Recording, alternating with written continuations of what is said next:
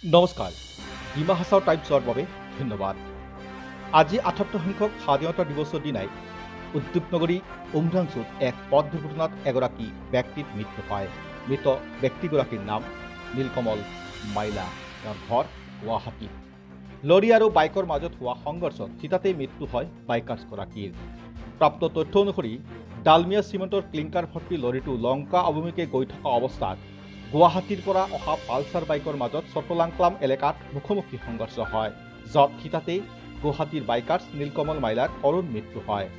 লৰিটোৰ number AS31C0558 আৰু পালচাৰৰ নম্বৰটো আছিল AS01BM1260।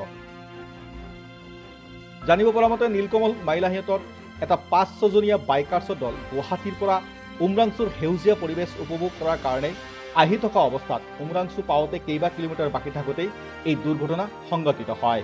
উল্লেখনীয় যে লংকা গৰমপানী এই ঘাইপথ নতুনকৈ নিৰ্মাণ কৰাৰ পাছৰ পৰাই পথ দুৰ্ঘটনাৰ সংখ্যা বৃদ্ধি পাবলৈ ধৰিছে।